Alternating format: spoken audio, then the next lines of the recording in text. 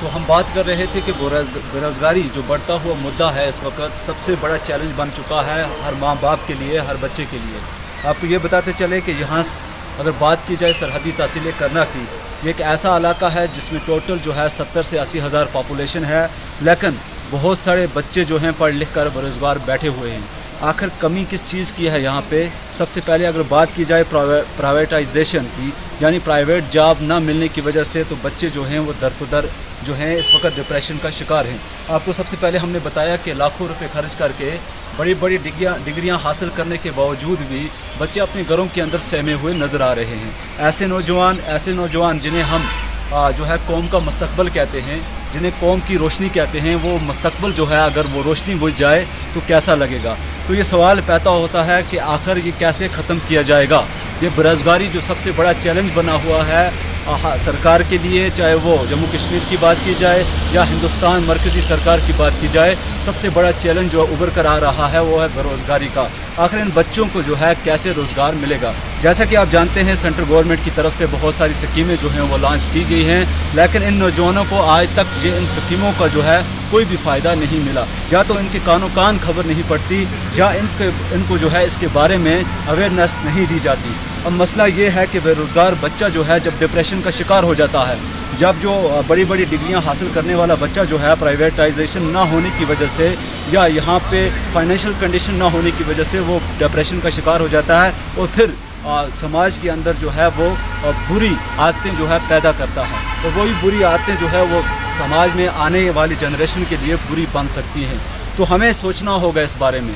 सबसे पहले यहाँ पे हर जो लीडर बना हुआ है, हर जो एडमिनिस्ट्रेशन के अंदर है हर इंसान, और जम्मू कश्मीर की जो यहाँ पे लेफ्टिनेंट गवर्नर की जो सरकार है, हम इन सब को जो है इस बारे में सोचना होगा कि तमाम चीज़ों को कैसे ख़त्म किया जाएगा।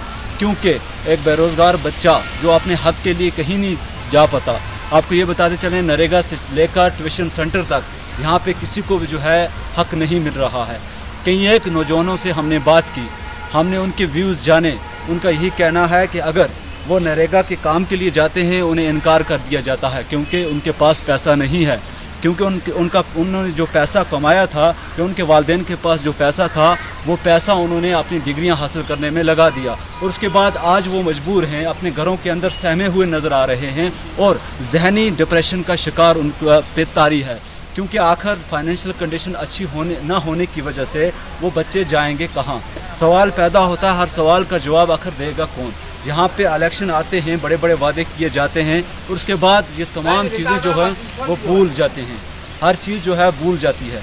तो आपको ये बताते चलें कि डिप्रेशन का शिकार होने के बावजूद कई बच्चे जो हैं वो फिर समाज के अंदर गलत चीज़ें जो हैं वो अख्तियार कर लेते हैं। जैसे मंशियात बढ़ती हुई सबसे बड़ी इस वक्त बिदअत अगर बात की जाए तो वह ड्रग मनेस की है, यानी अगर ड्रग एडिक्शन का शिकार हो जाए कोई बच्चा तो उसका ज़वार कौन है? आखिर यहाँ पे जो ये चोरियाँ की वारदातें बढ़ रही हैं, दिन ब दिन आप जानते हैं कि करना के अंदर चोरियाँ की वारदातें बढ़ रही हैं, उसका कारण क्या है?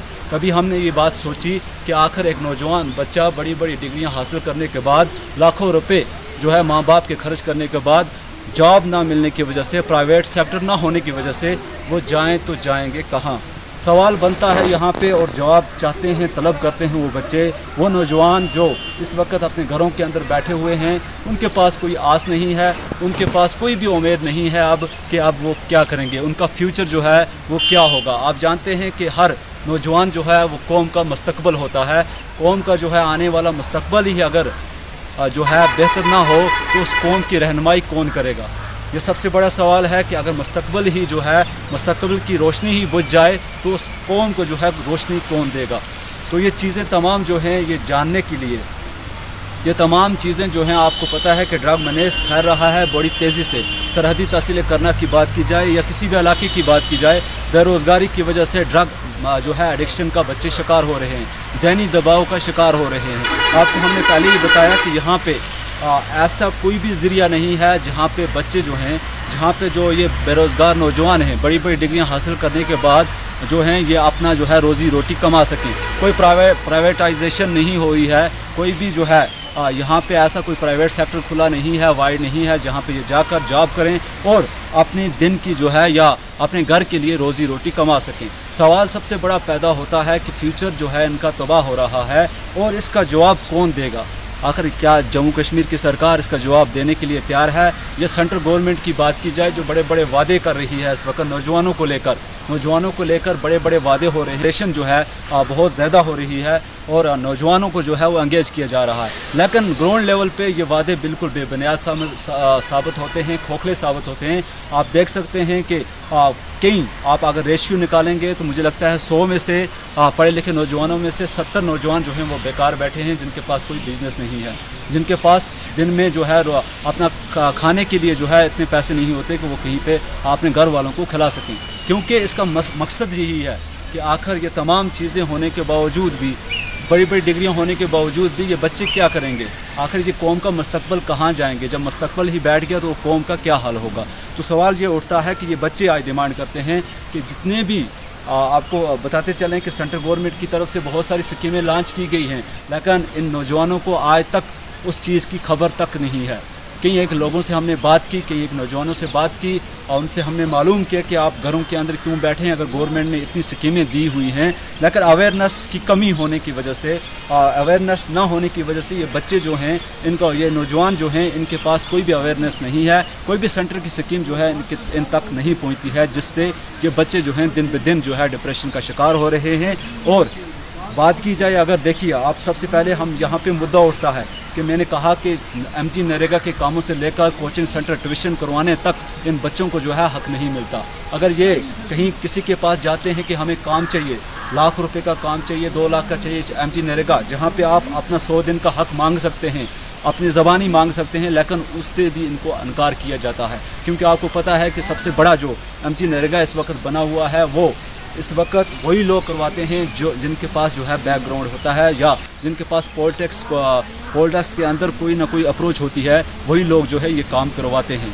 अगर बात की जाए यहाँ सरहदी तहसील करना के अंदर, यहाँ पे जो एक रिसेंटली आर्डर पास हुआ कि ट्यूशन सेंटर्स के अंदर कोई भी गवर्नमेंट एम्प्लॉई जो है यहाँ पे नहीं पढ़ाएगा, ये बिल्कुल स्ट्रिक्टली आर्डर हुआ। लेकिन आज आप देख सकते हैं यहाँ पे कई एक गवर्नमेंट मुलाजिम ऐसे हैं जो सैलरी लेने के बावजूद भी, अच्छी खासी सैलरी, यानी अगर बात की जाए लेक्चरर साहबान की या हमारे उस्ताद साहबान की, अच्छी 50-60 हज़ार सैलरी लेने के बावजूद भी फिर भी वो ट्यूशन जो हैं पढ़ाते हैं।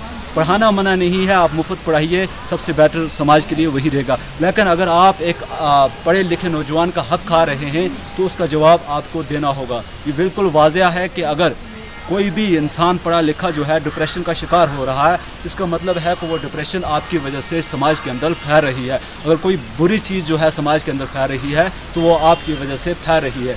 तो यहाँ पे तमाम चीज़ों को देखना होगा, यहाँ की एडमिनिस्ट्रेशन को इन चीज़ों पे ज़ेर गौर करना होगा, सरकार को इन चीज़ों पे जो है पूरा तवज्जो देनी होगी ताकि नौजवान जो हैं, कौम का मुस्तकबिल जो है, आने वाला फ्यूचर जो है उनका वो बच सके, ताकि वो भी जो है अपनी फैमिली के साथ राहत की ज़िंदगी गुजार सकें, ताकि मनशियात से दूर रह सकें, समाज की बुरी आदतों से जो है वो दूर रह सकें। तो नाजरीन, आप जैसा जानते हैं इस वक्त हमारे साथ मौजूद हैं यहाँ के नौजवान। हम इनसे भी बात करेंगे कि जॉब ना मिलने की वजह से, बेरोज़गारी की वजह से कितनी मुश्किलात का जो है इनको सामना करना पड़ रहा है। जी, आप अपना नाम बताएं। इफ्तिखार अहमद। क्या क्वालिफिकेशन है आपकी? 12th पास।